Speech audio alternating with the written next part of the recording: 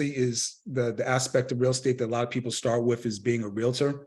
I personally, am based in Florida, and in Florida, being licensed here is a little bit more difficult than it was in New York. It started off with me having to take a 63-hour course prior to taking the state licensure. In New York, I believe it's 54 hours, somewhere around 50, around 53, 54 hours course before you take the state license. But the difference between the New York and Florida markets is even after you pass the state exam, you still have to take about 45 hours of continuing education credits within 2 years of being licensed. And then even after that, you still have to look at 14 hours every 2 years after your first renewal. So it's a lot more, but then again, the major difference between New York and Florida's real estate market is the fact that during a real estate transaction in New York, you can employ a lawyer. Down here, the real estate agent actually employs or handles most of the duties that a lawyer in another state, such as like Illinois, New Jersey, or New York, a lawyer would handle, but down in Florida, the agent themselves have to deal with it. So the requirements to become licensed in Florida is a lot, but I think it's important. Anybody who gets licensed in a non-lawyer state, be very versed on the different laws that go into real estate. But once jumping into the markets, one of the questions that I've been asked a lot of times is, how much does someone make being a real estate agent? And to be honest, the first year, it's going to be slim pickings. I'm gonna be completely honest. The average is about at least somewhere between $10,000 and $20,000 in your first year. But as you grow your business, the average real estate agent makes somewhere between 45 and 200K annually.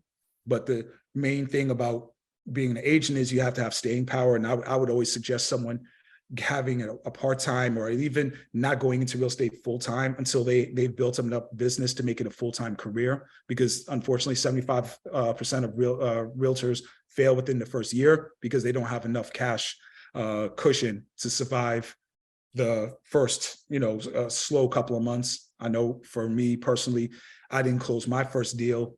It took about between 6 and 9 months, to be honest, to close the first deal, which is right around average of what it takes. So luckily, I was able to still have passive income from other sources to be able to weather that. But that's the reason why there's such a high turnover rate within the real estate industries, because people don't realize that, it's going to take a while, because it's a very referral-based business that requires you to have a lot of things in the pipeline prior to closing. And unfortunately, yes, within 5 years, almost 90% of people in the real estate industry do leave. But at the same time, my focus is definitely to try to promote a lot more people getting into the real estate space, primarily African Americans, just because we only comprise about 6% of all real estate agents in this country. And there's roughly several million real estate agents, in the continental US. So it's a very small number. So I would definitely like to make sure that there are more people who are active, people of color active in the real estate space, just because the opportunities are there. But at the same time, going into it, I think, is where a lot of people fail themselves, in the fact that they're not ready, or at least have a cushion. And a lot of people tend to dive into real estate during downturns in the economy for passive income. And that's probably one of the hardest times to break into the real estate industry.